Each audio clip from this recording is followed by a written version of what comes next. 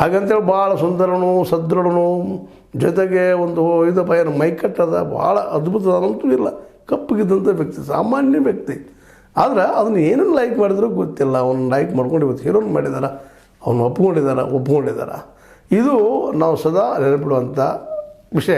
ಇದ್ರ ಜೊತೆಗೆ ಅವ್ರ ಚಿತ್ರ ಹಂತದ ಕೊಟ್ಟಿದ್ದು. ಇವತ್ತು ಇನ್ನೊಂದು ಮಾತು ನಿಮ್ಗೆ ಹೇಳಬೇಕಾಗ್ತದೆ ಈ ಸಂದರ್ಭದಲ್ಲೇ, ಒಂದು ಫಿಲ್ಮ್ಗೆ ಇವತ್ತು ಅವರು 600 ಕೋಟಿ 700 ಕೋಟಿ ರೂಪಾಯಿವರೆಗೆ ಅವರೇನಪ್ಪ ದುಡ್ಡು ತೆಗೆದುಕೊಳ್ತಾರೆ ಅನ್ನುವಂಥ ಸುದ್ದಿಗಳಿದ್ದಾವೆ. 100-200 ಅಂತ ಸಾಮಾನ್ಯ ಹೋಗ್ಬಿಟ್ಟದೆ ಇವತ್ತು. 600 ಕೋಟಿಗಳವರೆಗೆ ಅಂದರೆ ಎಷ್ಟು ಮಟ್ಟಿಗೆ ಅವ್ರಿಗೆ ಅಭಿಮಾನಿಗಳಿರ್ಬೋದು, ಯಾವ ಪ್ರಮಾಣದಲ್ಲಿ ಅದು ನೋಡ್ತಾ ಇರ್ಬೋದು ಅನ್ನುವಂಥ ಮಾತನ್ನು. ಅಂಥವ್ರಿಗೀಗ 75 ವರ್ಷ ಆಗಿದ್ದಾವೆ, 50 ವರ್ಷ ಆಯಿತು ಸಿನಿರಂಗದಲ್ಲಿ ಬಂದ. ಇದೊಂದು ದೊಡ್ಡ ಸಾಧನೆ. ಇನ್ನೊಂದಿಲ್ಲ ಗಮನಿಸ್ಬೇಕಾಗಿದ್ದೇನಪ್ಪ ಅಂದ್ರೆ, ಕನ್ನಡದಲ್ಲಿ ರಾಜ್ಕುಮಾರ್ ಅವರಾಗಿರ್ಬೋದು, ತಮಿಳುನಾಡಿನಲ್ಲಿ ಎಂ ಜಿ ರಾಮಚಂದ್ರನ್ ಅವರಾಗಿರ್ಬೋದು, ಶಿವಾಜಿ ಗಣೇಶನ್ ಅವರಾಗಿರ್ಬೋದು, ಮುಂದೆ ಕಾಲಕ್ಕೆ ನಮ್ಮ ತೆಲುಗದಲ್ಲೇ NT ರಾಮರಾವ್ ಅವರಾಗಿರ್ಬೋದು, ಇವರೆಲ್ಲರೂ ಅದ್ಭುತವಾಗಿ ತಮ್ಮ ಕಲೆಯನ್ನು ಮೆರೆದವರು, ತಮ್ಮ ಶರೀರವನ್ನು ಉಳಿಸ್ಕೊಂಡಂಥವ್ರು, ಹೋರಾಟ ಮಾಡಿದಂಥವ್ರು. ಇವರೆಲ್ಲರೂ ಆಯಾ ಆಂಧ್ರದಲ್ಲೇ, ತಮಿಳಿನಲ್ಲೇ, ಕನ್ನಡದಲ್ಲೇ ತಮ್ಮ ವ್ಯಕ್ತಿತ್ವವನ್ನು ಮೆರೆದವರು.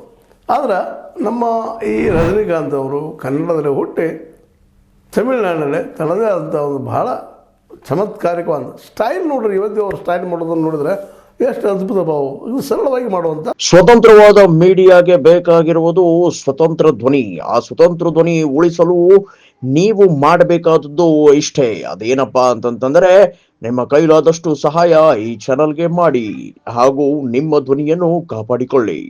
ಅದರಲ್ಲೂ ಈಗ ಹೇಳಿದ್ ನಿಮ್ಗೆ ಏನಪ್ಪ ಅಂದ್ರೆ, ಅವ್ರು ಪೇಮೆಂಟ್ ಯಾವ ರೀತಿ ಹೋಗ್ತಾರಪ್ಪ ಅಂದ್ರೆ, ಜಗತ್ತಿನಲ್ಲೇ ಇವ್ರಿಗೆ ಹೆಚ್ಚು ತೊಗೊಳೋರು ಯಾರಿದ್ರೆ ಜಾಕಿ ಚಾನ್ ಅಂತೇಳಿ ನೋಡಿರ್ಬೋದು.